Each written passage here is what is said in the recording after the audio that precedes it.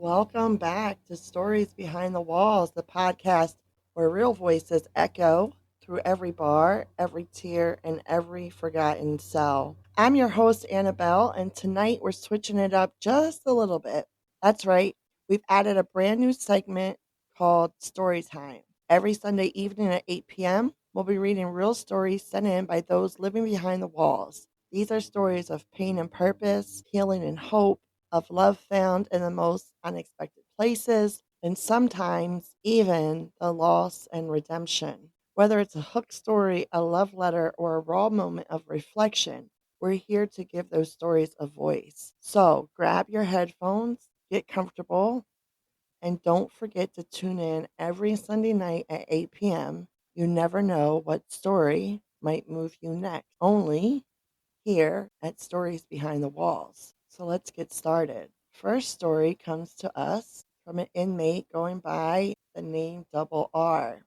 He has titled this Chapter 1, The Cut That Changed Everything. To most, it was just another Saturday. Concrete walls, cold air, and the same predictable routine. For me, it was another evening at the barber shop inside the institution, a lifeline to the outside world, even if just in memory. I was the institutional barber, and this was my domain, my routine, my way of staying sane. The correctional officer called us to head over to the pods. As we made our way down the corridor, I mentally prepared for the noise, the stairs, the motion.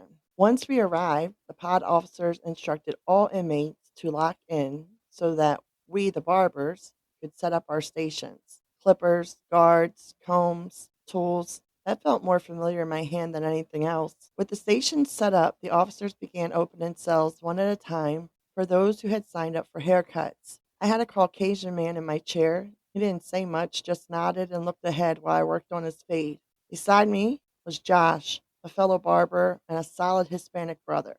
He was cutting a Hispanic man's hair, a guy named Tom. He worked in rhythm and silence, surrounded by a low hum of clippers and the occasional bark of COs. Then out of nowhere, an inmate calls out to me, "Yo, you Puerto Rican?" He caught me off guard. I nodded and replied, "Yeah, why?" He smirked, like he had some secret. "My wife used to date this Puerto Rican cat named Rob. You know him?" I froze for half a second. Rob? "Yeah, I know Rob. We came from the same block." "Yeah, I know him. We from the same neighborhood," I said. Next thing I know, this inmate's calling his wife. Said he was going to pass the phone to me. My stomach tightened. I didn't know what was about to happen, but my hands didn't stop moving. I kept fading the guy in the chair, the buzzing in my ears getting louder. When he handed me the phone, I hesitated. "Hello?" Her voice. I knew it the moment I heard it. The girl from the hallway all those years ago, the one who had never really left my mind, the one I never got to tell everything I wanted to. There was a silence, not the awkward kind, but the kind that carries weight, that holds memories, regrets, and moments frozen in time. We didn't need to say anything for the first few seconds. Our silence was a language of its own. She finally whispered, "It's really you?" "Yeah," I said, barely breathing. "It's me." Hair stood up on my arms. I didn't know whether I was dreaming or living a scene out of a movie, but it was real. She asked for my information and said she wanted to add me to her tablet so we could talk. I didn't really expect her to reach out. But later that night, back in my cell, around 10:30, I checked the tablet, and there it was, her message. My heart jumped like I was 16 again. We messaged the entire night, like time had never passed. We talked about the past, about the day in the hallway when we almost kissed, but didn't because we couldn't. I remember her eyes, her scent, the way my pulse raced just standing next to her. And she remembered it all too. She agreed to a video visit for the next day at 1:15. I spent the whole morning pacing my cell, counting down. But when the time came, she didn't show up. My chest sank, and I told myself not to get my hopes up. Maybe she changed her mind. But at 1:30, another visit was scheduled. I clung to the possibility. Then it happened. Her name popped up. She logged on. My hands trembled as the screen connected.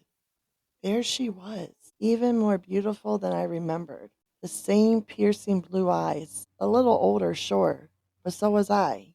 We stared at each other, unsure of what to say, but feeling everything. Then came the next visit, and she appeared again.